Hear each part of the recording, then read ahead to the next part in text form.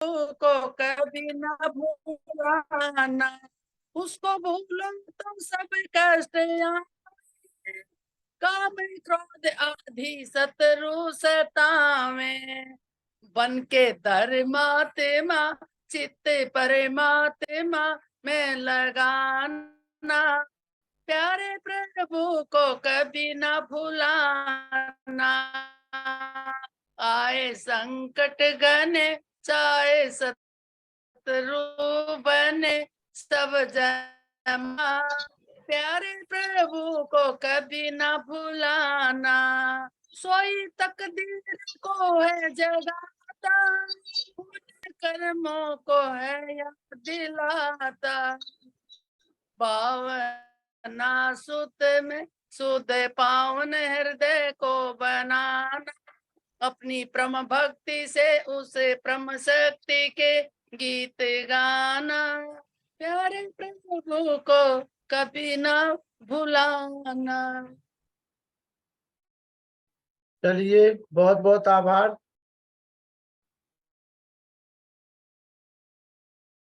व्यासनंदन शास्त्री जी,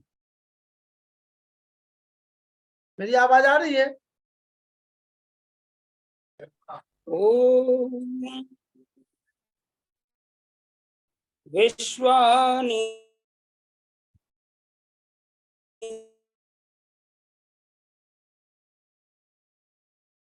देव सवितर्दुरितानि पराशुभ, तेज महान हो दुरितानि दुर्गुण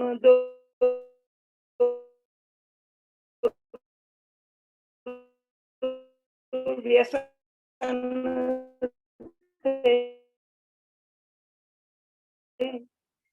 दूर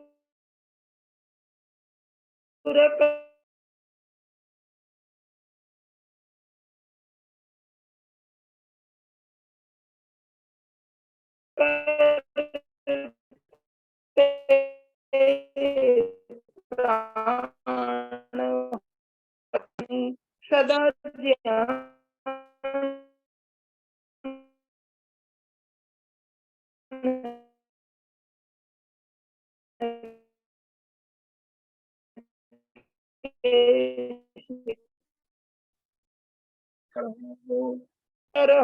वह ओम सब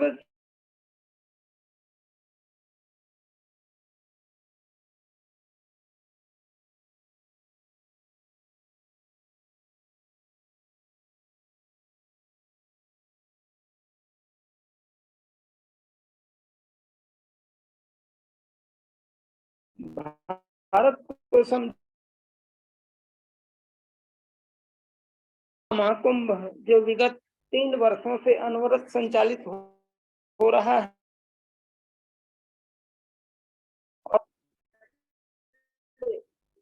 हम लोगों ने ईश्वर देवी जी का राष्ट्र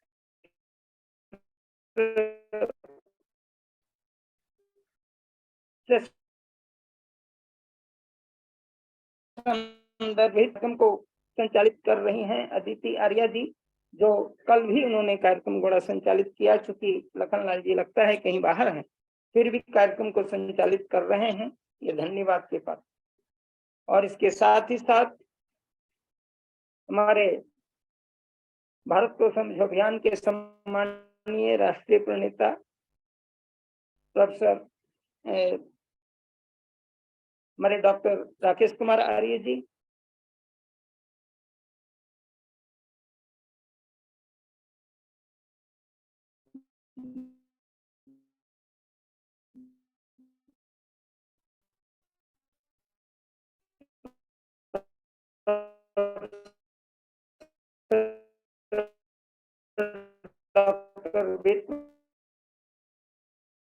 सम्माननीय मुनि माता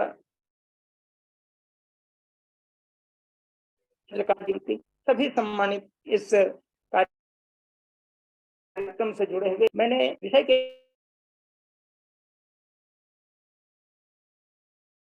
सदैव से रही है और परम कारुणिक प्रभु ने सृष्टि के आदिकाल में ही मनुष्य मात्र के कल्याण के लिए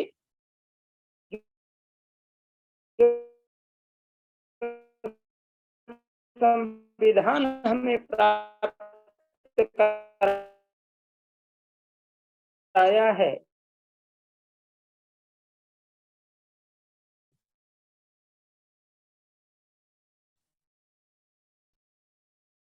वह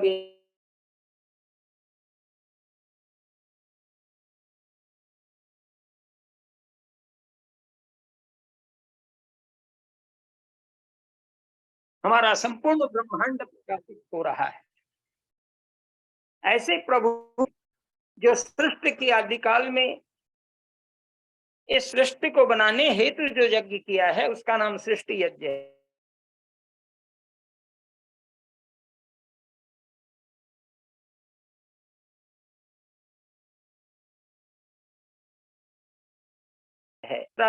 सामान्य जजीरे छंदा वंशी यजीरे तस्मात यजुस तस्मात अजायत। यह मंत्र बड़ा प्रसिद्ध है, पुरुषोक्त के अंदर यह मंत्र आता है और इसमें परमात्मा को उस महान स्वरूप के रूप में हम स्मरण करते हैं जो प्रभु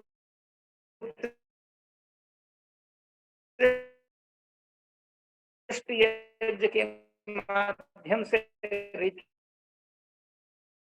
किया है और अग्नि वायु आदित्य अंगिरा के हृदय मंदिर में प्रकाशित किया है। अग्नि ऋषि से ऋग्वेद, वायु से यजुर्वेद, आदित्य से सामवेद और अंगिरा से अथर्ववेद प्रकाशित हुए। फिर उन चारों ऋषियों के पास एक ऐसा ब्रह्मचारी जिन्होंने चारों वेदों का ज्ञान चारों ऋषियों से सीखा। द्रुत गति से ऋग्वेद को सीखने के कारण द्रुत गति से बोलने की शैली ब्रह्मचारियों के वेद के रूप में ऋग्वेद प्रसिद्ध हुआ। दीर्घ गति से उच्चारण करते हुए सीखने के कारण यजुर्वेद को गृहस्थ का वेद माना गया और गेय गति से, जिसको गीतिसु सामाख्या कह के महर्षि जैमिनी ने इसकी की है और कहा है कि जो गेयता है, जो लयबद्धता है, वो सामवेद के मंत्रों और ऋचाओं में प्राप्त है। इसलिए गेयात्मक शैली से उपासना के क्रम में हमारे ऋषि मुनि साधना के रूप में इस वेद की ऋचाओं का पान करते रहे हैं। इसलिए सामवेद को वानप्रस्थों का वेद माना गया है और अथर्ववेद सन्यासियों का वेद माना जाता है, क्योंकि यह ब्रह्म वेद कहलाता है। सन्यासी के एकमात्र इच्छा ब्रह्म प्राप्ति की रह जाती है। पुरुषार्थ की जो मोक्ष प्राप्ति, अंतिम पुरुषार्थ जो कहलाता है मोक्ष, उसकी प्राप्ति करने की इच्छा जब सन्यासी या योगियों को होती है, इसलिए सन्यासियों का वेद अथर्ववेद, जिसको ब्रह्म वेद कहा गया है, इस भावना से भी हम वेदों को इस रूप में जानेंगे। संसार के अंदर जो हमारा विधि विधान चलेगा, किस रूप में चलेगा, इसके लिए बहुत हम लोगों को सोचने की आवश्यकता नहीं है, बल्कि सबको एक जुटता के साथ, एक समरस भावना के साथ वेद को स्वीकार करना चाहिए, क्योंकि वेद के अंदर संपूर्ण मनुष्य मात्र के लिए संदेश आया है। ओम तंतुम तन्वन रजसः भानु अनविहि ज्योतिष पथ रक्षो धिया कृतान अनुलवणंग जगतः जोगुवामको मनुर्भव जनिया देव्यम जन्म। इस मंत्र में मनुष्य बनने के लिए प्रार्थना आई है। वेद मंत्र कितना पावन संदेश देने वाला है। वह कहता है कि ये मनुष्य तुम मनुष्य बन जा, अन्य किसी पशु को या अन्य मनुष्यतर प्राणी को कि तुम जो हो वही बन जाओ, अर्थात कुत्ते तुम कुत्ते बन जाओ, ऐ गधे बन जाओ, तुम गाय बन जाओ, ऐसा कहीं वेद मंत्र में नहीं है, बल्कि मनुर्भव जनिया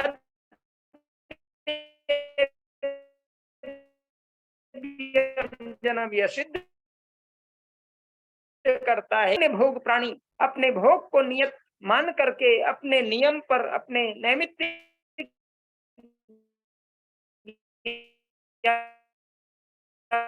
के आधार पर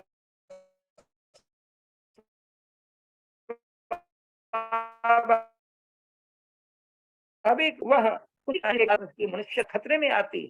और आज मनुष्यता खतरे में इसलिए आ गई है कि हम वेदों से दूर होते जा रहे हैं। आवश्यकता है कि जो परमात्मा का अद्भुत अमर ज्ञान है, ईश्वरीय ज्ञान, वेद को स्वीकार करें, क्योंकि वेद ही ऐसी सनातन पुस्तक है, वेद ही हमारी सनातन व्यवस्था के अंदर अनमोल रत्न के रूप में हमें प्राप्त हुए हैं। परमात्मा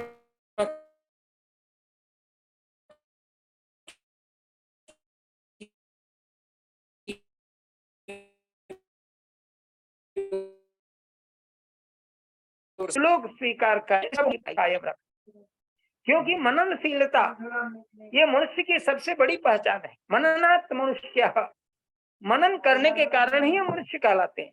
और जिस दिन हमने मनन को छोड़ दिया, मनन करना छोड़ दिया, चिंतन करना छोड़ दिया, तो हम मनुष्य से नीचे गिर जाएंगे।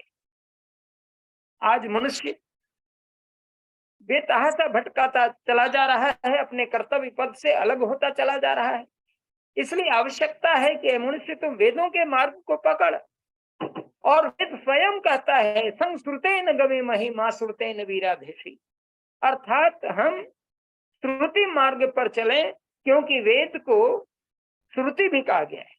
और श्रुति इसलिए कहा गया है कि लाखों करोड़ों वर्ष तक वेद श्रुति रूप में रहा। एक गुरु ने अपने शिष्य को सुना दिया, फिर शिष्य ने अपने शिष्य को सुना दिया।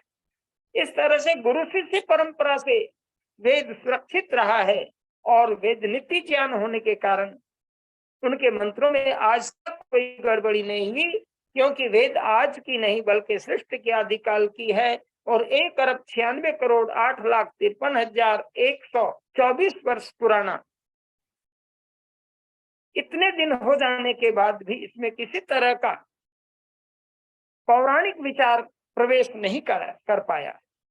इसको हम पुराना नहीं कर सकते। लंबा समय जरूर हो गया है, लेकिन वेद के ज्ञान पुराने नहीं होते। काल की सीमा पर आबद्ध होने के कारण हम कहते बहुत लंबे समय से वेद आ रहा है, लेकिन उसके ज्ञान की में किसी प्रकार पुरानापन नहीं है, बल्कि वेद के अंदर स्पष्ट है, देवस्य पश्य काव्यम न ममारण जिर्यति।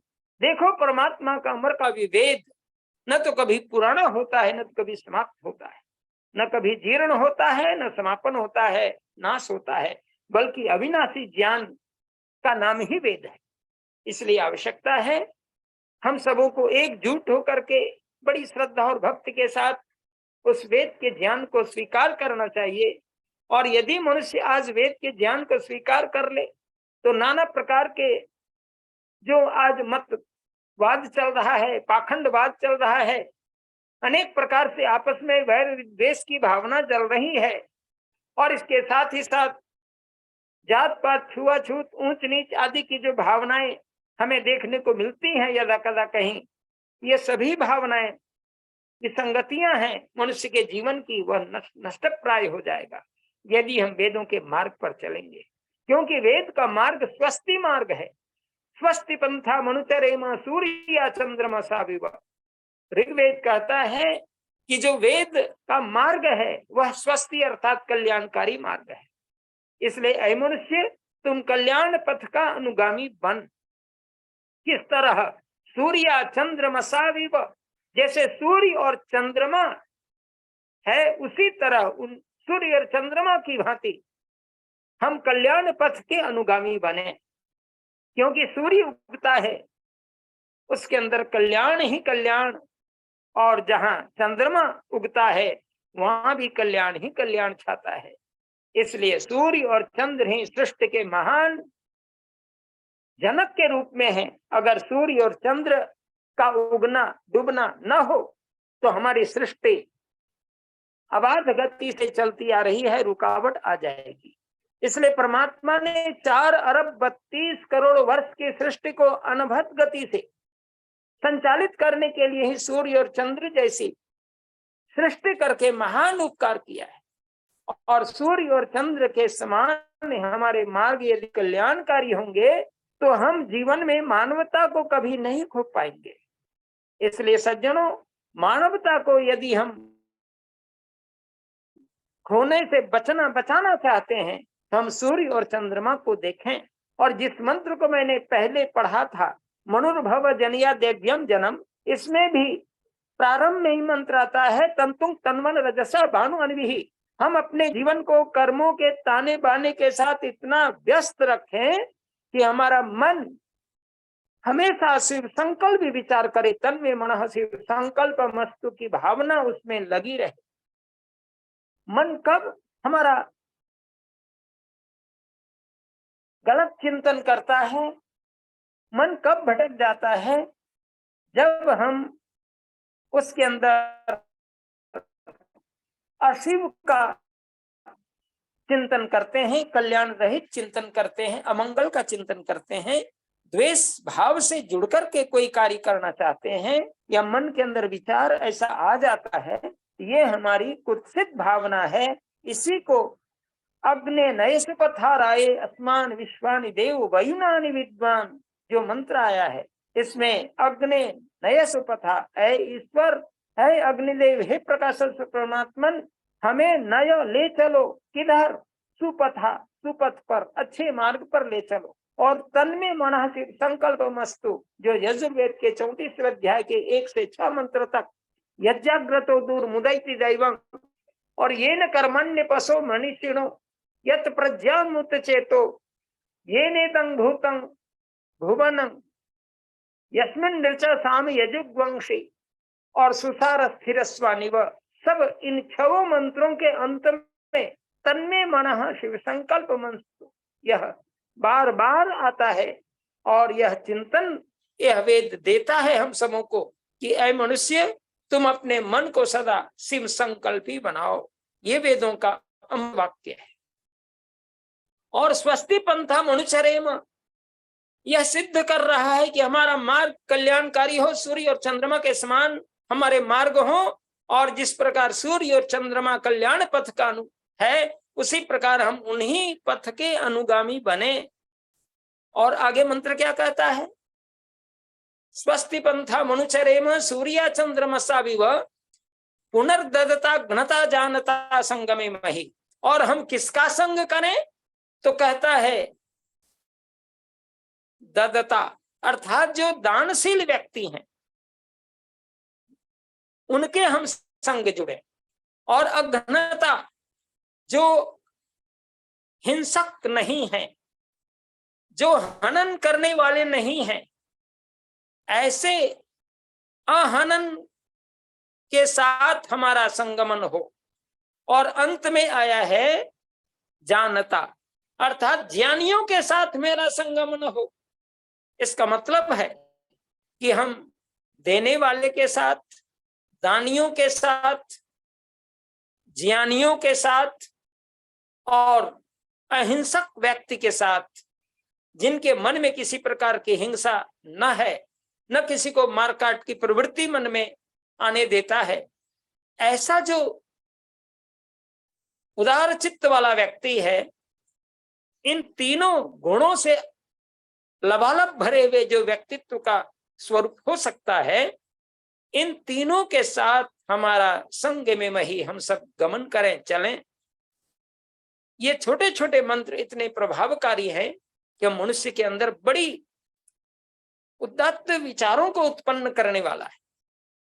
सज्जनों, हम जब यज्ञ करते हैं तो एक मंत्र पढ़ते हैं, शन्नो देवी रभिष्टय आपो भवन्तु पीतये संयोरभिस्रवन्तु। इस मंत्र को बोल करके 3 बार आचमन करते हैं। और सन्नो देवी रभिष्टय, हे प्रभु हमारे अंदर शांति हो। और जो जल हम पी रहे हैं इसको कहते हैं पीतये। हमारे जितने भी मनोवांछित, जो भी हमारी मनोवांछित कामनाएं हैं, प्रभु आप ही पूर्ण करने वाले हो। और संयोर अभिस्रवन्तु नः, और हमारे ऊपर सुख की वृष्टि करो। इतना सुंदर भावपूर्ण अर्थ है, चारों तरफ से सुख की वृष्टि कर। आज लोग सोचते हैं कि परमात्मा हम पर सुख की वृष्टि करे, यह कैसे संभव होगा जब हम जीवन में ब्रह्म यज्ञ कर्म को अपनाएंगे। जब जीवन में यज्ञ कर्म को अपनाएंगे तो हमारा जीवन सदा प्रसन्नता से भरपूर होगा, सुख समृद्धियां होंगी। और इसी के लिए जब आचमन के मंत्र पढ़ते हैं, ओम अमृतोपस्तरणमसि स्वाहा, कितना छोटा मंत्र है, लेकिन मंत्र क्या कहता है? ओम, हे सर्वरक्षक प्रभु, अमृतम, आप अमृत हो, और अमृत होने के कारण क्या हो? उपस्तरणम असि, तुम हमारे लिए बिछावन के सदृश हो। जल पीते हुए कहते हैं कि प्रभु यह जल देखने में जलवश्य है, लेकिन इसके अंदर जो सारा तत्व है वो अमृत के समान है, वो अमृत हे प्रभु आप ही हो। और आपको हम पा करके जैसे बिछावन पर व्यक्ति सोता है, उसी प्रकार आपकी शरण में जाकर मैं आपके सुंदर बिछावन को प्राप्त करता हूं, आपके सानिध्य को प्राप्त करता हूं। और वह सानिध्य क्या है? अमृतम, अमृत के समान है। लोग कहते हैं कि अमृत कहाँ है? सज्जनों, स्वयं परमात्मा अमृत है, और उस अमृत का अनुभूति करना हमारा परम दायित्व है। हम लोग सोचते हैं कि परमात्मा को हम देखते नहीं हैं, हम कैसे माने? सज्जनों, परमात्मा कण कण में व्याप्त है। ईशावास्यमिदं सर्वम वेद कहता है, सारे संसार के कण कण में प्रभु बसा हुआ है। ईशावास्यम, ईशेन आच्छादितम, परमात्मा से परिपूर्ण है वो परमात्मा। जगत्याम जगत, जो जगती में जगत का स्वरूप है। जो कुछ हम देख पा रहे हैं वो जगत है। गच्छतीति जगत, जो गतिमान जगत है। और संसरिति इति संसार है, जो सरकता हुआ नजर आ रहा है। जो यहाँ है वो कल नहीं, वहां नहीं रहेगा। ये जो गति चल रही है, जो आज है वो कल की स्थिति में बदल जाएगा। ये जो हमारा क्रम चलता जा रहा है, इस क्रम के नियामक प्रभु को हमें स्मरण करने की आवश्यकता है। और वह संपूर्ण जगत के अंदर कण कण में व्याप्त है। ऐसा परमात्मा को हम यह कह बैठते हैं कि हम नहीं देख पाते। सज्जनों, बहुत ऐसी चीजें हैं जो हम नहीं देख पाते, फिर भी मानते हैं। आप कहेंगे उदाहरण दीजिए, तो मैं सबसे पहले हवा को ही देखता हूं। हम सांस ले रहे हैं, लेकिन हवा को हम नहीं देख पा रहे। ऑक्सीजन हम लेते हैं, कार्बन डाइऑक्साइड छोड़ते हैं, लेकिन ये गैसें हमें दिखाई नहीं पड़ती। लेकिन हम हवा को ले रहे हैं, छोड़ रहे हैं, ले रहे हैं, छोड़ रहे हैं। श्वास प्रश्वास की गति चल रही है, और इसके लिए परमात्मा ने नाक को बनाया है। और नाक जो हम ले रहे हैं श्वास, और कान बना दिए हैं, इसके अंदर शब्द की ध्वनि, ये आकाश तत्व का बना हुआ है। आंख के अंदर जो रूप है वो अग्नि तत्व का है। जो नाक गंध है वे पृथ्वी तत्व का है। इस तरह से जिह्वा जो है रसना, वो जल तत्व से बना है। और जो स्पर्श तत्व है ये आकाश का है। निसंदेह ये सब कुछ पृथ्वी, जल, अग्नि, वायु और आकाश। वायु तत्व स्पर्श का है। जो स्पर्श हम करते हैं ये वायु तत्व से बना हुआ है। अर्थात जो चर्म इत्यादि के अंदर जो स्पर्श की चीजें हैं वो निश्चित रूप से अग्नि, जल, वायु, आकाश, पृथ्वी, ये जो पंच तत्व हैं, इसको समझ लेंगे तो ये सब कुछ समझ में आएगी। निसंदेह 5 ज्ञानेंद्रिय, जिसको हमारे माननीय योगेंद्र मेधावी जी ने इसको बड़ा ही सुंदर कहा था, और उसको हम केवल मन में चिंतन करेंगे तो सारी चीजें स्पष्ट होती जाएंगी। तो खैर उस विषय में मैं नहीं जा रहा, केवल इतना मैं अवश्य कहता हूं कि परमात्मा जो सारे संसार के कण कण में व्याप्त है, और इन इंद्रियों के द्वारा, इन ज्ञान इंद्रियों के द्वारा हम आकाश, नीले आकाश को देखते हैं। लेकिन आकाश तो खाली जगह को कहते हैं, और इसके साथ ही साथ उसके अंदर जो शब्द है वो आकाश के अंदर ही शब्द रहता है। और जहां हवा का घर है, वायु का घर है, और जहां खाली होती वहीं हवा रहती है, और वहीं अग्नि प्रज्वलित भी होती है। ये सारी चीजें एक दूसरे से संबद्ध है। उसी प्रकार परमात्मा इस संसार के कण कण में सब कुछ रूप में गतिमान हो रहा है। और इसीलिए वेद का एक मंत्र कहता है, तदे जति तन्नई जति तद्दूरे तद्वंतिके। वो परमात्मा दूर से दूर भी है, निकट से निकट है, और कण कण में विद्यमान है। इसलिए ईशावास्यमिदं सर्वम कहा गया है। यह सब कुछ जगत जो देख रहे हैं वह सब कुछ परमात्मा से ही आच्छादित है। इसलिए हम नहीं देखते हुए भी अनुभव करते हैं, हवा है ऐसा मानते हैं।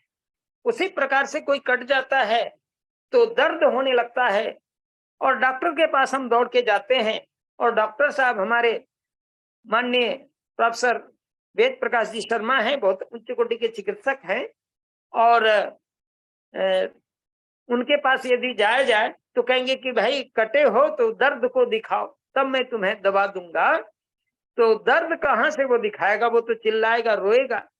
दर्द कहाँ से दिखाएगा? कितना बड़ा दर्द हो रहा है, ये तो अनुभूति का विषय, जो कटा है वही जानेगा। इसलिए दर्द भी आंखों से नहीं देखा जाता। हाँ, कटे हुए स्थान को देखते हैं, लेकिन दर्द की अनुभूति तो स्वयं कटने वाला व्यक्ति, जो कटा हुआ व्यक्ति है, वो अनुभव कर रहा है। उसी प्रकार से भूख बच्चे को लग जाती है और माँ के पास जाकर के वो माँ से भूख के लिए रोटी मांगता है, और माँ कहती है कि बेटा तुमको भूख लगी है, बताओ तुम्हें कितनी भूख लगी है, मुझे भूख दिखा दे, तब मैं तुझे रोटी दूंगी। वह कहाँ से भूख प्रकट करके दिखाएगा? पेट को दिखाएगा, माँ मुझे भूख लगी है, माँ मुझे भूख लगी है, रोटी दो, रोटी दो। और वह चिल्ला करके माँ के पास गिड़गिड़ाने लगता है, तब माँ समझ जाती है इसको भूख लगी है। सज्जनों, भूख को जैसे कोई व्यक्ति प्रकट करके नहीं दिखा सकता, दर्द को कोई प्रकट करके नहीं दिखा सकता, हवा को कोई प्रकट करके नहीं दिखा सकता, ये सब अनुभूति का विषय है। उसी प्रकार परमात्मा भी इन चर्म चक्षुओं से देखा नहीं जा सकता, उनकी कृतियों को देखिए। वो विशाल संसार उन्होंने बना दिया, ये षड ऋतुएं बना दी हैं, ये समुद्र को बना दिया है, सूर्य को बना दिया है, चंद्रमा को बना दिया है, सारा ब्रह्मांड बना करके हमारे सामने उपस्थित कर दिया है, और उसको देख करके उस प्रभु के चिंतन में डूब जाएं, यही मनुष्यता, यही मानवता है। और इस मानवता को जब व्यक्ति अनुभव करेगा तो वह कभी भी ईश्वर से रहित मानने से नहीं होगा। वैसे केनोपनिषद में तो इस पर बड़े विचार आए हैं, और केन ऋषि ने अपने शिष्य को बताते हुए कहा था कि केन शीतं पतिति प्रेषितं मनः केन प्राणः प्रथमः प्रैति युक्तः केन शीतांग वाचमिमां वदन्ति चक्षु अश्रोत्रम को देवो युनक्ते। ये केनोपनिषद का पहला उपदेश है, और इसमें स्पष्ट है कि बताओ किसके द्वारा यह मन इच्छित विषयों पर गिर रहा है, किसके द्वारा ये प्राण निकल रहे हैं और आ रहे हैं, किसके द्वारा ये प्रथम प्राण स्थापित किए गए हैं, किसके द्वारा ये आंखें देख रही हैं, किसके द्वारा ये कान शब्द सुन रहे हैं। सज्जनों, इसके लिए कोई शास्त्रीय प्रमाण की आवश्यकता नहीं है, स्वयं अनुभूति का विषय है। इस कान को प्राप्त करके परमात्मा ने कितना सुंदर आकाश को बना दिया है, जिसके द्वारा हम शब्द को सुन पा रहे हैं। अगर आकाश न बनाया होता पहले और कान मेरे बन जाते तो फिर शब्दों को कैसे सुनते? इतना बड़ा उपकार उस प्रभु का है। इसलिए प्राणस्य प्राणः, प्राण का प्राण महाप्राण परमपिता प्रभु ही है, जिसके द्वारा ये संपूर्ण चीजें हम सभी प्राण की दृष्टि से समझ पा रहे हैं कि परमात्मा की कृपा से ये प्राण आना जाना चल हो रहा है प्राणों का, और इसके साथ ही साथ ये आंखें उन्हीं की कृपा से देख रही हैं, ये शब्द कान जो श्रवण कर रहा है उन्हीं की कृपा से, श्रोत्र का श्रोत्र महाश्रोत्र की कृपा से यह सब कुछ देख पा रहा है, सब कुछ सुन पा रहा है, और साथ ही साथ ये मुख का मुख महामुख की कृपा से ये मुख बोल पा रहा है। ये जीवा का जीवा महाजीवा जो परमपिता प्रभु है, उसकी कृपा से ये जीवा कुछ वाणी को प्रकट कर पा रही है। तो ये अद्भुत ज्ञान का स्रोत को जब हम स्वीकार करेंगे और उस महान अमृतत्व को प्राप्त करने के लिए हम जब आचमन में जाते हैं, ओम अमृतो उपस्त्रणमसि स्वाहा का उच्चारण करते हुए हम अर्थों पर विचार करने लगते हैं, तो पता चलता है हे प्रभु तुम तो अमृत ही हो, और अमृत होने के कारण तुम हमारे लिए इतना सुलभ हो कि जैसे रात्रि में हम बिछावन पर सो जाते हैं, हे प्रभु आप मेरे ऊपर इतनी कृपा करते हो कि यह जो अमृत रूप जल है वो हमारे लिए बिछौना के समान है खुदाई। और तब दूसरा मंत्र पढ़ते हैं ओम अमृता अपिधान मसी, ओम अमृता पिधानमसि स्वाहा, अर्थात यह जो प्रभु आपका अमृत है जिसको मैं जान रहा हूं, वह क्या है? अपिधानमसि, ओढ़ना भी है। हे प्रभु, आपका यह अमृत हमें ओढ़ना भी बन जाए, हमारे लिए ओढ़ना भी बन जाए। और अंत में कहते हैं सत्यम यशः श्रृणमयि श्री श्रयता, अर्थात यह मंत्र कहता है कि सत्यम यशः, अर्थात हे प्रभु, हमारा जो यश हो वो सत्य से युक्त हो, तभी यश होगा। जहां हम असत्य से जुड़ेंगे हमें अपयश होगा। इसलिए वेद अपने शब्द में ही ये सारी चीजें कह देता है। परमात्मा की कितनी बड़ी कृपा है कि एक एक शब्द में इतना बड़ा विज्ञान छिपा हुआ है। सत्यम यशः, यश कैसा हो? सत्य से युक्त हो। और सत्यम श्री ही श्रयताम, अर्थात जो सत्य रूप जो श्री धन है वो भी सत्य से युक्त हो। अर्थात धन भी हमें मिले प्रभु, हमें सत्याचरण से मिले। इसी को कहते हैं ऋतभुक, परिश्रम का सत्य से प्राप्त जो धन है वही धन धन है, अन्यथा वह धन जो इधर उधर से लोग इकट्ठा करते हैं, चोरी जारी सीनाजोरी करके, लोगों से ठग करके, ये जो धन इकट्ठा होता है वो हमारे लिए नहीं होता, हमारे हक के लिए नहीं होता, और वह हमारे लिए दुख का कारण बनता है। इसलिए आचमन के 3 मंत्र इतने महत्वपूर्ण हैं। इन मंत्रों पर यदि हम विचार करें तो हमारा जीवन उसी में लग करके इतना आनंदित होगा कि हम नित्य अमृत का पान कर सकेंगे, और मोक्ष का जो आनंद है उसकी प्राप्ति इन मंत्रों में हम ईश्वर से साक्षात्कार, आत्मिक साक्षात्कार होगा। मन के अंदर उत्तम विचार होंगे और हमारे चिंतन और मनन में इतनी सामर्थ्य शक्ति बढ़ जाएगी कि हम उदात्त जो विचार वेदों के हैं, दिव्य संदेश जो वेदों के हैं, इससे हम लाभान्वित और चरितार्थ अपने को समझेंगे। कभी भी वेद हमें अनर्गल कोई भी ऐसा कार्य करने के लिए नहीं कहता जिससे हमारी अवनति हो, हानि हो। इसलिए कहा अमृतो उपस्त्रणमसि, अमृता पिधानमसि, और सत्यम यशः श्रृणमयि श्री श्रयताम। श्रयताम यह सिद्ध करता है कि ऐसा व्यवहार, ऐसा कार्य, सत्यम यश और सत्यम स्त्री का जो कार्य है वो रुके नहीं, बल्कि श्रयताम वर्धन हो, बढ़ते चले बढ़ते चले। ये जो हमारी गतिशीलता है यही आर्यत्व है। इसलिए आर्य बनने के लिए ही वेद का मंत्र उद्घोषित करता है। आर्य समाज में महर्षि दयानंद जी महाराज ने आर्य समाज का सिद्धांत वाक्य कृणवंतो विश्वम आर्यम को माना है, और यह वेद मंत्र में ही आया है। ओम इंद्रं वर्धन्तो अप्सुरः कृणवंतो विश्वमार्यम अपघ्नन्तो अरावणः, यह ऋग्वेद का मंत्र है। और इस मंत्र में कितनी सुंदर बात आई है, और इसमें 2-3 ऐसी बातें जिसको कि हम समझ लेंगे तो बड़ा आनंद आएगा। वेद मंत्र में छोटे छोटे वेद मंत्रों को आज ले रहा हूं ताकि हमको वैदिक संदेश को समझने में आसानी हो सके, क्योंकि परमात्मा ने बहुत सरल शब्दों में भावपूर्ण अर्थों को दिया है ताकि वह उसका अमृत पुत्र मानव किसी भी प्रकार से वेद के समझने से अलग न हो। इसलिए हम आर्य बने, अपने तो को आर्य न बने बल्कि विश्व को आर्य बनाने की बात है। इसका मतलब है कि स्वयं जब हम आर्य होंगे तो फिर औरों को आर्य बना पाएंगे। ऐसा नहीं कि हम आर्य बन गए तो औरों को आर्य न बनावे। इसलिए उन्होंने आर्य समाज के 9वें नियम में बड़ी ऊंची बात लिखते हुए कहते हैं कि प्रत्येक को अपनी उन्नति से संतुष्ट न रहना चाहिए, किंतु सबकी उन्नति में अपनी उन्नति समझनी चाहिए। आर्य समाज का 9वां नियम यह घोषणा कर रहा है कि हम अगर आर्य हो गए तो हम आर्य परिवार को बनाए, आर्य समाज को बनाए, आर्य राज्य को बनाए, आर्य राष्ट्र को बनाए और आर्य विश्व को बनाए।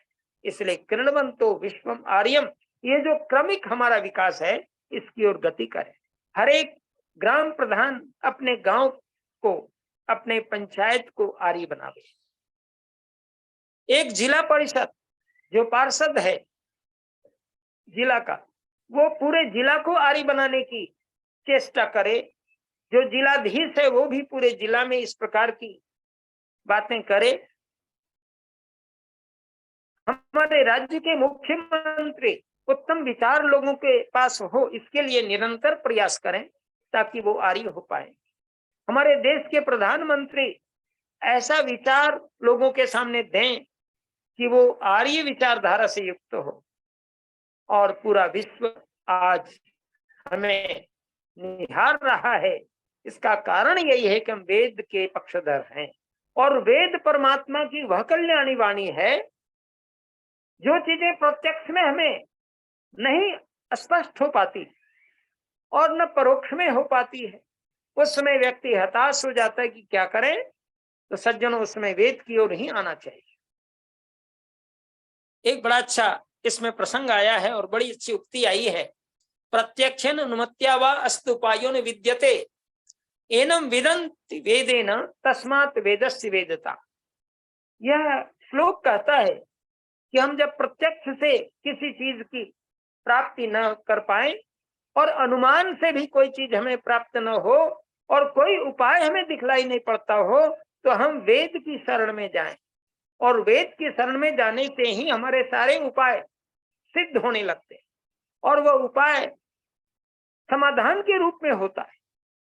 हम आंखें बंद करके उस प्रभु की शरण में जाने की कोशिश करें तो परमात्मा तो हमारे मन के अंदर विद्यमान है, ज्ञान हमारे मन के अंदर विद्यमान है। और यस्मिन ऋचा सामी यजुग्वंशी यस्मिन प्रतिष्ठा रथना व्याभिवारा, जिसके अंदर, जिस मन के अंदर ऋग यजु साम अथर्व भरे पड़े हैं, उस मन को एकाग्र करने की आवश्यकता है। उस मन के अंदर, उस चित्त के अंदर उत्तम विचार को स्थान देने की आवश्यकता है। और यही है योग का, योग चित्त वृत्ति निरोधा।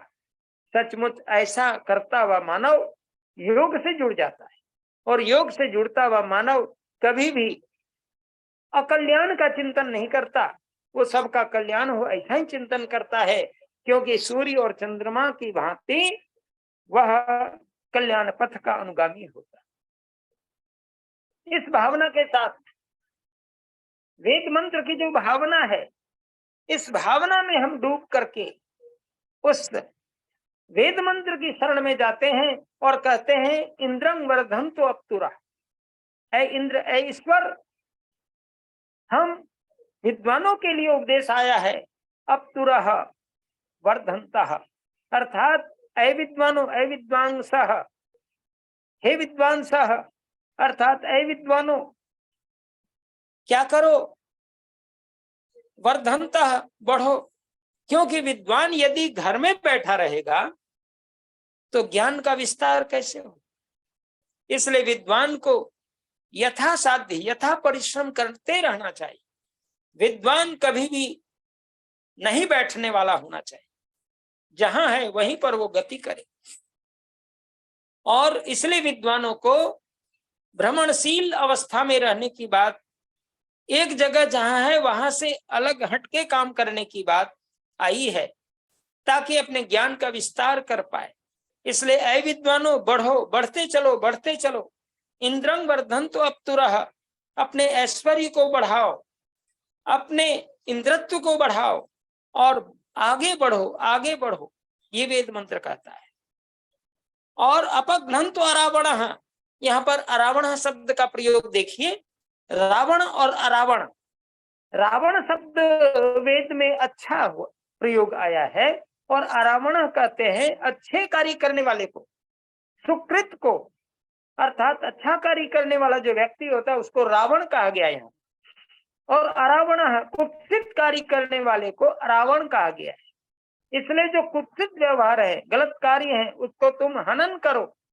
अर्थात अरावण जो निंदनीय कार्य है, जो कुत्सित कार्य हैं, जो लाभकर कार्य नहीं है, हानिकारक कार्य है, इससे हे प्रभु क्या करो, उसको नष्ट करने की प्रवृत्ति हमें दो। ये निंदनीय कार्य, ये अशोभनीय कार्य क्या हो हमारा, बिल्कुल अपघ्नतः उसको नाश करते चलो, हटाते चलो, उन दुर्भावनाओं को हटाते चलो। तब क्या हो गया, इंद्रं वर्धन्तो तुरः कृणवन्तो विश्वम आर्यम। जब ये दो कार्य हमारे होंगे, विद्वान आगे बढ़ते चले जाएंगे, ज्ञान का प्रकाश करते चले जाएंगे, ये वेद कहता है। और इसके साथ ही साथ अपने दुर्भावनाओं का, दुर्विचारों का, हम भावनाओं को के अंदर जो कुत्सित विचार है इसको हटाते चलेंगे। क्योंकि वेद स्वयं कहता था, और वेद को जब आप पढ़ेंगे, और ऋग्वेद के अंदर भी यह बड़ा सुंदर भाव आया है, जिसमें कहा गया है कि जो पशु हैं, जो पक्षियां हैं, ऐसे जीव जंतुओं से भी हम इन विचारों को न आने दें और उन व्यवहारों से अलग रहें, जिसके लिए 5 मिनट से आचार्य जी, 5 मिनट। जी जी जी, इसके लिए वेद मंत्र कहता है, और उस भावना को हम लोग को स्मरण करते रहना चाहिए। और वेद मंत्र के सारे प्रकरण को हम भूले नहीं, बल्कि उन मंत्रों को स्मरण, कोई भी पूछे तुरंत बोलना चाहिए, कहाँ ये वेद मंत्र आते हैं और वेद मंत्र क्या उपदेश करता है, इन पशु पक्षियों के व्यवहार से अलग रहने की बात क्यों करता है। इसलिए कि अपघ्नन्तो अरावणः, जो दुरित कर्म है, जो गलत कर्म है, उनको हटाते चलो, हटाते चलो, ये दुर्विचारों को हटाते चलो। और वेद मंत्र कहता है, स्पष्ट कहता है, उल्लू के या तुम, शुश्लू के या तुम, जहिस्व या तुम, मुतको के या तुम, सुपर्ण या तुम, मुतगृध्र या तुम, द्रशदेव प्रमण रक्ष इंद्र। यह अथर्ववेद का मंत्र कितना सारगर्भित हम सबों को उपदेश कर रहा होता है। और वेद मंत्र कहता है, इन क्या का उल्लू के स्वभाव को है, उल्लू के व्यवहार को है प्रभु हमसे दूर कर। प्रभु से प्रार्थना करते हैं, हमारे अंदर जो उल्लू का व्यवहार है, मोह का व्यवहार है, अंधेरा जिसको पसंद है, अज्ञानता जिसको पसंद है, ऐसे बहुत सारे मनुष्य हैं जिसको ज्ञान पसंद ही नहीं होता। ऐसे जो विचार वाले हैं, इन दुरितों को, इन विचारों को, जो हमें उल्लू का स्वभाव उत्पन्न कर देता है, मोह इसी को कहते हैं, अज्ञानता को ही ज्ञान समझ बैठते हैं, इन विचारों को हमसे दूर कर। उसी प्रकार से क्रोध का प्रतीक यहाँ पर भेड़िया है, इसे क्रोध के व्यवहार को हमसे दूर कर। कुत्ता जो ईर्ष्या का प्रतीक है, मत्सर, इनके व्यवहार से दूर, हमें दूर होना चाहिए। जो चकवा चकवी जिसको काम का प्रतीक माना गया है, उन व्यवहारों से हमें दूर होना चाहिए। सुपर्ण गरुड़ को कहते हैं, उनके अहंकार प्रवृत्ति से हमें दूर होना चाहिए। और गृध्र जो लोभ का प्रतीक है, उससे हमें दूर होना चाहिए। ये छोटे छोटे मंत्र हमें बड़े ही सारगर्भित उपदेश करते हैं और अपने जीवन को प्रशस्त कर लेते हैं। और तभी वेद कहता है, मनुर्भव, ऐ मनुष्य तुम मनुष्य बन जा। और बनने के बाद क्या करना है, हम उत्तम समाज का निर्माण कर बैठेंगे। अगर हम मनुष्य नहीं बन पाए, हमारे अंदर मानवता नहीं आ पाई, तो हम समाज उत्तम नहीं बना पाएंगे। इसलिए वेद कहता है, मनुर्भव जनया दैव्यम जन्म, हम उत्तम संतान को भी पैदा कर पाएंगे और उत्तम समाज को भी बना पाएंगे। इसके लिए आवश्यक है वेदों के दिव्य संदेश को जीवन में धारण करें। मैं इन्हीं शब्दों के साथ अपनी वाणी को विराम देता हूं और परमात्मा से प्रार्थना करता हूं कि वेदों के ये संदेश अपने आप में इतने भावपूर्ण होते हैं कि हम वेदों की इन्हीं विशेषताओं को पा करके 1,96,49,49,124 वर्ष से वेदों के महान दिव्य संदेश हमें प्रेरणा दे रहे हैं। और आगे जो काल हमारा सृष्टि का बचा हुआ है, लगभग 2.25 अरब वर्ष शेष है, कुल मिला के 4 अरब 32 करोड़ वर्ष की जो सृष्टि है, और इतना ही प्रलय है जिसको महारात्रि कहा गया है, परमात्मा का रात कहा गया है, और परमात्मा की रात और परमात्मा का दिन, यही सृष्टि प्रलय है। जो इतने लंबे काल तक इतना विचार, इतना गहनतम कार्य चल रहा है प्रभु का, लेकिन वेद कभी भी रुकता नहीं, वेद के ज्ञान कभी नष्ट नहीं होते हैं। नहीं, मैं बोल रहा भी वेद परमात्मा की शरण में, परमात्मा के ज्ञान में अंतर्भूत हो जाता है और सृष्टि में जगत का कल्याण करते हुए संपूर्ण वैदिक विद्वानों, चिंतकों, दार्शनिकों और मनुष्यों को भी यह ज्ञान देता है। और परमात्मा इतना बड़ा दयालु है कि हम कोई भी गलत कार्य करने जाते हैं, मन के अंदर शंका, लज्जा, भय को उत्पन्न कर देता है। और जब हम अच्छे कार्य को करने के लिए उद्यत होते हैं तो मन के अंदर प्रसन्नता, उमंग, उत्साह को भर देता है। ये परमात्मा के लिए उत्तम विचार को हम प्रत्येक मनुष्य अनुभव करते हैं। इसलिए आवश्यकता है इन वेदों की गहराइयों में जब डूबेंगे और वेदों की गहराइयों में डूब करके वेदों के संदेश का श्रवण करेंगे, तो निसंदेह हमें बड़ा ही आनंद आएगा। बहुत बहुत आभार आचार्य जी, लगाएंगे तो हमारा जीवन प्रशस्त होगा। इन्हीं बातों के साथ मैं अपनी वाणी को विराम देता हूँ। ओम शांति शांति। कल का विषय क्या रहेगा शास्त्री जी? कल देवता पर बोलूंगा, वैदिक देवता, वैदिक देवता। बहुत बहुत, और मैं चाहूंगा हमारे बड़ी शंकाएं हैं देवता पर, इसलिए इसको बोलना जरूरी। कल रहेगा वैदिक देवता का विषय, और परसों 19 तारीख को जो हमारे तीर्थों का जो सच्चा स्वरूप है और वर्तमान में अज्ञान अंधकार में भटकता मानव समाज, इसके ऊपर 19 तारीख को हमारे मुनि पुरुषोत्तम वानप्रस्थ जी का व्याख्यान रहेगा। आचार्य बलदेव जी, कल भी देवता विषय पे आपको बोलना है 10 मिनट, आज भी आपको 10 मिनट बोलना है। आइए आचार्य बलदेव जी। अरे सर, मुझे बोलना नहीं आता है। अरे मैं सिखाऊंगा आपको, सब सिखाऊंगा। मैं तो यहाँ बैठा ही इसलिए हूँ। आइए, थोड़ा सा अपना थोड़ा सा बैलेंस बनाओ, पहले स्पष्ट फोटो आए, साफ फोटो आए, थोड़ा सा ऐसा और बनाओ, बैलेंस बनाना ऐसा। यहाँ आओ, अब बोलो। इस सभा को कोटि सा नमन। और कल आपने एक शब्द बोला था आचार्य जी, आप उपस्थित नहीं थे, पर आपकी मैंने ध्वनि सुनी। आपने कहा कुरुक्षेत्र एनआईटी, तो उस टाइम तो मैं कुछ पूछ नहीं पाया आपसे। मैं एक शब्द पूछना चाह रहा था, एनआईटी में कौन सा उसको ट्रेड मिला है बेटे राजा? Computer science, computer science. बस, तो उसकी रैंक फिर तो बहुत बढ़िया आई होगी। मुझे लगता है 5-4-6 हजार के बीच में ही रैंक आई होगी हाँ उसकी। हाँ हाँ, जी जी जी। और मेरी बिटिया ने भी वहीं से किया था। तो मैं कल रात से ही पूछना चाह रहा था, पर कोई संपर्क नहीं था। पर परमात्मा सबकी सुनता है। अभी आचार्य जी भी यही कह रहे थे, तो आज आपके दर्शन हुए, आपने माइक खोल दिया। और कंप्यूटर करना सर आसान काम नहीं है। वो भारत के 14 लाख में से 4,000 बच्चों में आपका बेटा है। इसलिए शायद ये वैदिक संस्कार और आपकी इतने वाचलता, इतने संपर्क और इतने ऋषियों, महर्षियों, पीएचडी धारियों का जो आपको आशीर्वाद मिलता रहता है, ये शायद उनका फल भी हो सकता है। बिल्कुल है, और बिल्कुल है। आपके सत्कर्म और बेटे की बुद्धि, भगवान करेगा उसको 1 करोड़ रुपए का पैकेज मिलेगा 4 साल के बाद। और यदि एमएस करने अमेरिका जाएगा, तो वहां तो फिर कहते हैं स्टार्टिंग ही 2.5 करोड़ से होती है। तो पैसा कोई मायने नहीं रखता आपके लिए, पर वो जा करके आर्य समाज का प्रचार प्रसार अमेरिका तक भी करेगा, एमएस करके भी आएगा, आधुनिक ज्ञान वो वहां से लाएगा और हमारे ऋषि मुनियों की परंपरा को वहां वो देगा। ऐसे प्रभु से मेरी प्रार्थना है, कामना है। बिटिया ने कहाँ से किया? मेरी बेटी ने कुरुक्षेत्र एनआईटी से ही किया था। वो गुड़गामा है। अच्छा अच्छा, तो अब 4-1 साल हो गए उसको। हम जितना सोच भी नहीं सकते, उसको कंपनियां उतना पैसा देती हैं। अच्छा जी, तो चलिए। ये तो सब परमात्मा की कृपा है। बेटी का संपर्क नंबर थोड़ा सा दे देना, तो हम कुछ अनुभव करने दो वो उसको। कुरुक्षेत्र एनआईटी वो चीज है, आईआईटी से भी ऊपर है वहां का कंप्यूटर। कई जगहों से मैं नंबर दे दूंगा, आपसे मिल लूंगा, कोई दिक्कत नहीं है। पर वो अच्छा, आचार्य जी ने आज इतनी बढ़िया बढ़िया बातें सुनाई। एक राकेश आर्य जी प्रोफेसर साहब को भी 2 दिन मैंने सुना। इतिहास पे कितना अच्छा बोलते हैं, कितनी उनकी पकड़ है।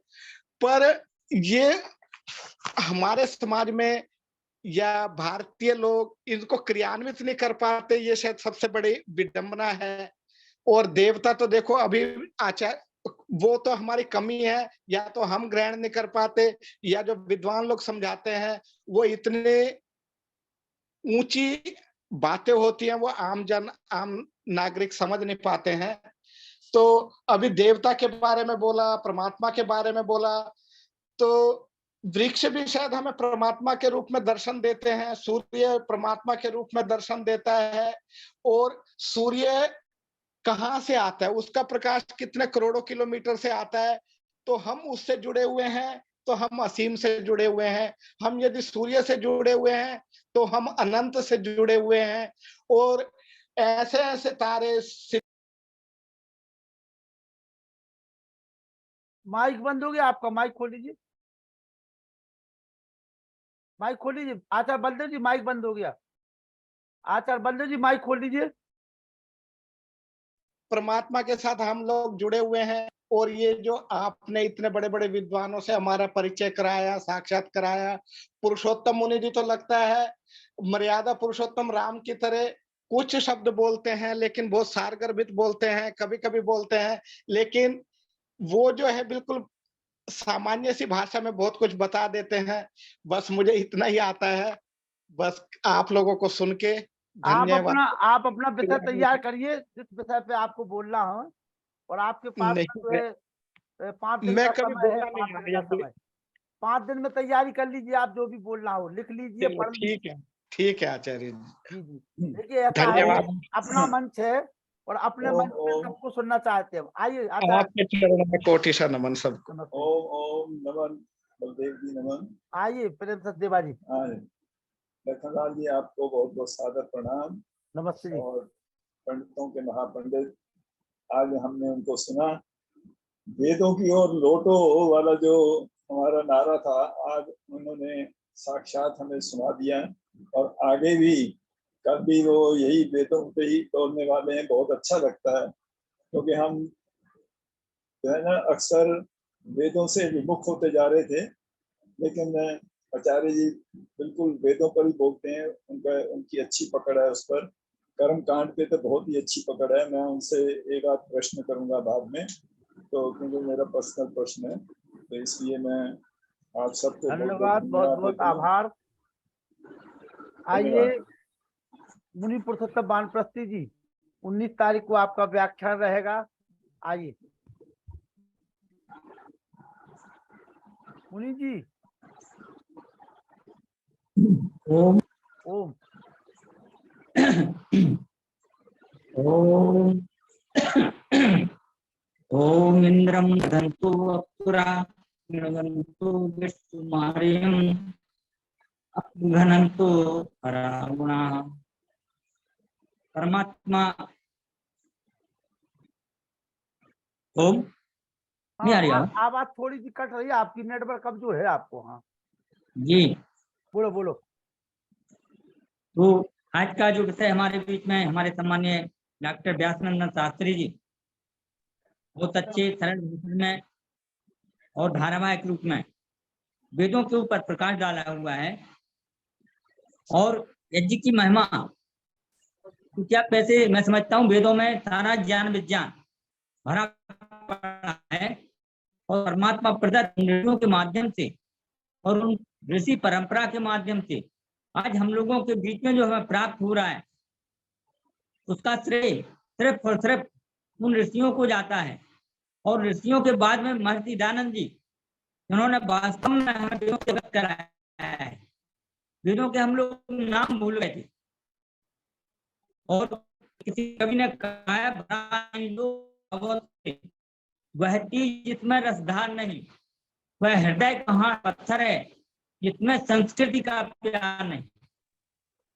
संस्कृति ही तो संस्कृति ही हो, अब संस्कृति का कुछ मूल्य नहीं। सभ्यों की संस्कृति का वेदों से उत्तम कुछ आधार नहीं। और वेद वास्तव में हमारे एक मानव समाज की वर्ग विशेष के नहीं, प्रेरणा स्रोत हैं। वेद के माध्यम से लौटो वेदों की ओर जो महर्षि दयानंद जी ने आह्वान किया हुआ था, हम लोग लौट रहे हैं। वो जो लौट रहे हैं तो वो समुद्र में से मोतियों को चुन रहे हैं, समझ लीजिए।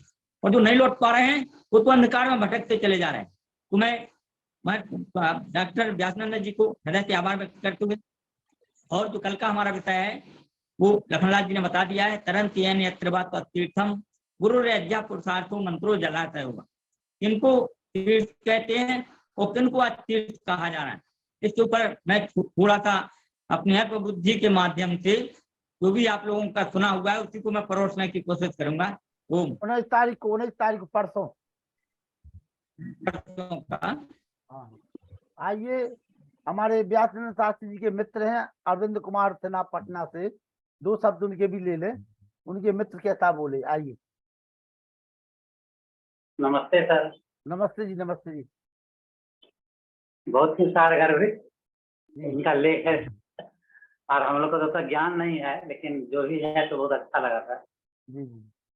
हम लोग तो श्रोता है सर, हमारा ज्ञान तो है नहीं, हम लोग अब अध्ययन किए नहीं। चलिए, धन्यवाद। शंकर प्रसाद जी, शंकर जी माइक खोल लीजिए अपना। शंकर प्रसाद जी माइक खोल लीजिए, माइक खोल लीजिए शंकर प्रसाद जी, माइक को टच करिए शंकर जी।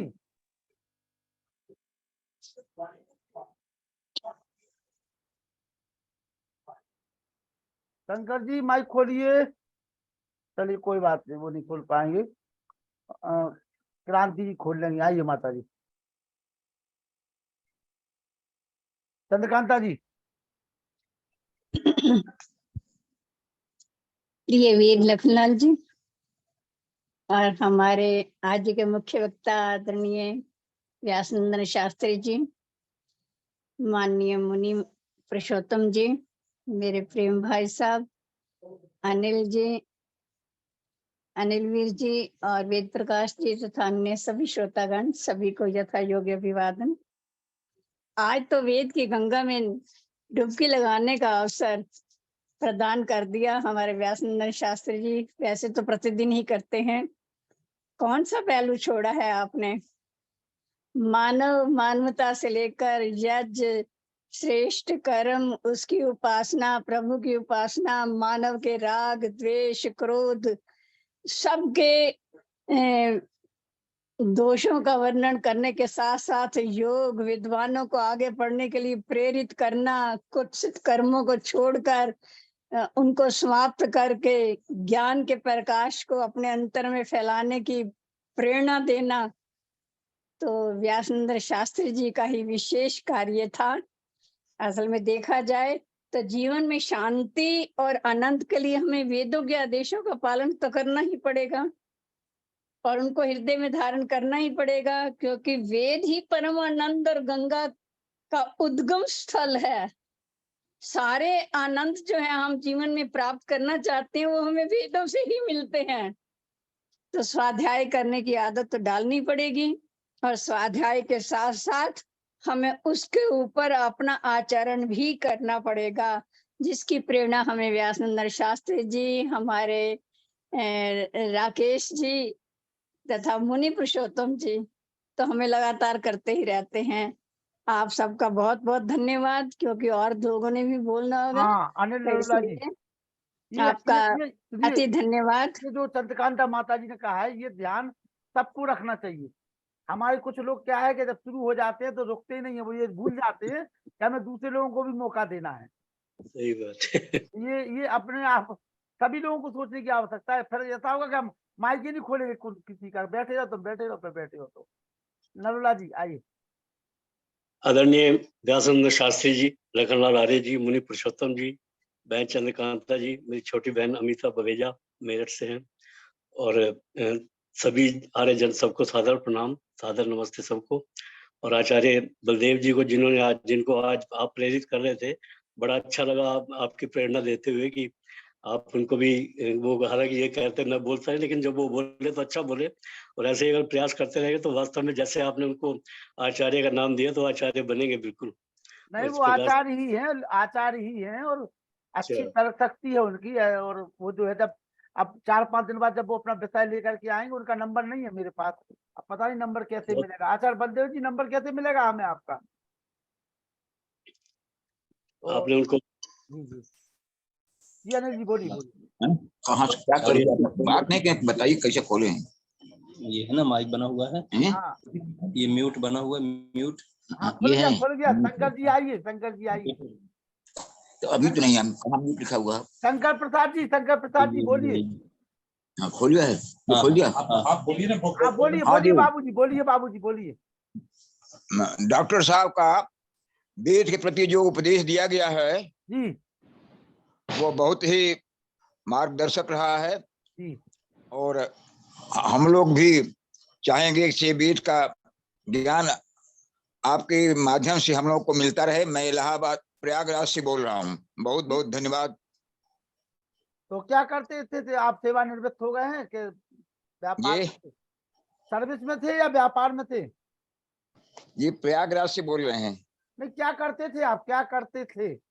मैं इलेक्ट्रिसिटी बोर्ड में भंडार अधीक्षक था और 2000 से रिटायर होकर के आर्य समाज की सेवा में लगा हुआ हूँ। आर्य समाज नैनी का मैं मंत्री हूँ इस समय।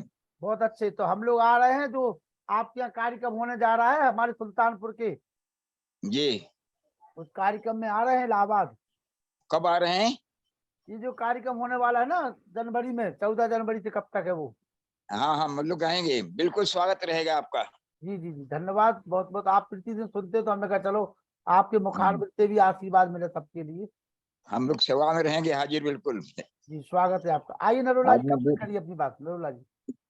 और आज डॉक्टर व्यासनंद शास्त्री जी ने वेद विद्या के ऊपर बड़े अच्छे उद्बोधन दिया और बड़ी उन्होंने काफी वेद के बारे में, जैसा बहन चंद्रकांता जी ने बताया कि उन्होंने वेद की परिभाषा बताई, वेद के गुण बताए, वेद विद्या के कैसे कैसे मनुष्य को वेदों का चलन करना चाहिए। आजकल वैसे देखा जाए तो आजकल भौतिक संसार में भौतिकता का इतना बोलबाला हुआ है कि लोग ये सोच ही नहीं सकते कि वेदों की ओर भी जाना है या वेदों की कोई बात करनी है। लेकिन अगर हम वेदों का ध्यान करते हैं और अपना आत्मचिंतन, आत्मनिरीक्षण, आत्म प्रेम करते हैं तो बड़ा हम वास्तव में उन्नति कर सकते हैं।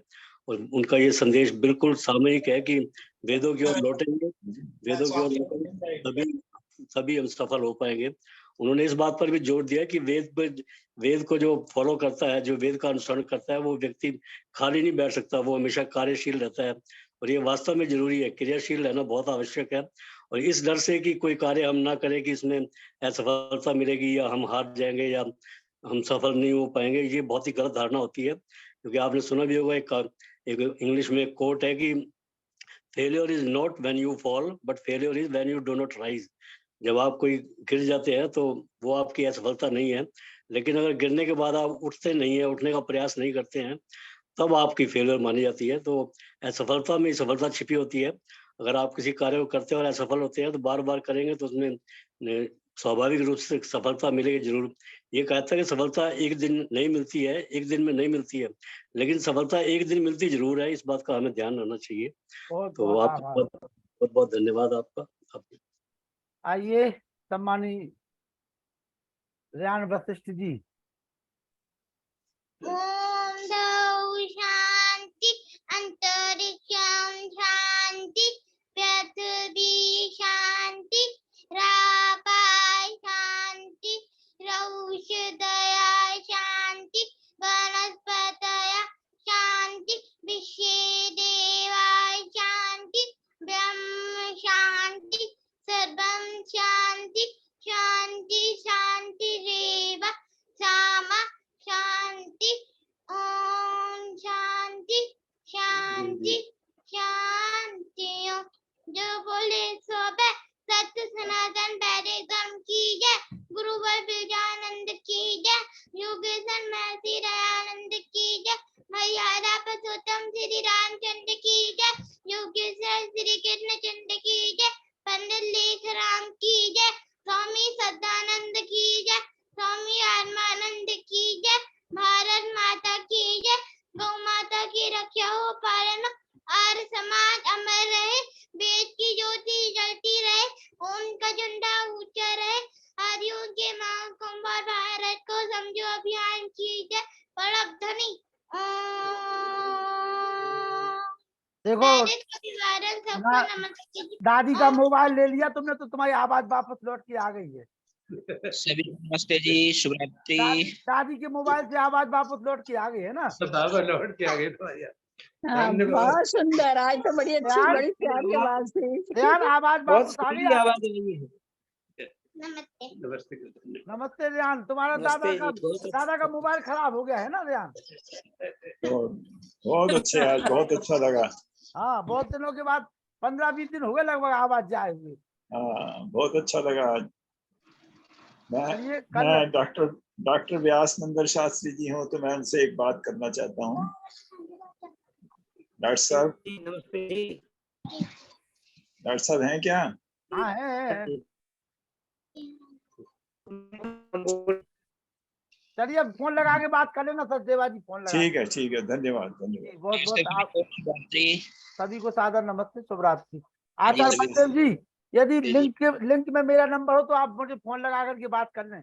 आचार्य बलदेव जी, आपको भेजता हूँ मैं नंबर, ढूंढ प्रेम प्रकाश जी से लेके आपको भेजता हूँ। आप अपना नंबर बोल दीजिए, मैं लिख ले रहा हूँ। हाँ जी, 9818 9818 37 37 37 21 21 84। 9818 37 21 84। हाँ जी गुरु जी। चलिए और आपका कोई ग्रुप हो तो उसमें जोड़ दीजिए। मैं जोड़ ले रहा हूँ, आपको मैं दिल से जोड़ रहा हूँ। हाँ जी, दिल से भी और व्हाट्सएप से भी। दिमाग में तो आप पहले से खटखट कर रहे थे हमारे। ठीक है आचार्य जी, प्रणाम आपको, कोटि से नमन। नमस्ते जी, नमस्ते। आप दयानंद जी के सच्चे अनुयायी हैं। बस हमारे तो मुनि जी हैं, पुरुषोत्तम वानप्रस्थी जी, गुरु जी, हाँ जी, इनके हाँ जी, आप मार्गदर्शन में भी। रहते हम तो। नहीं, वो तो राम स्वरूप लगते हैं मुझे, पुरुषोत्तम। एक हमारे गुरु जी मुनि पुरुषोत्तम वानप्रस्थी जी, दूसरी हमारी आराधना जी है गुरु जी। हाँ जी, मर्यादा पुरुषोत्तम वाला इन्होंने मर्यादा वाला ले रखा है। जी जी जी जी। ठीक है आचार्य जी, कोटि से नमन। नमस्ते जी, नमस्ते जी। नमस्ते सभी को, शिवरात्रि।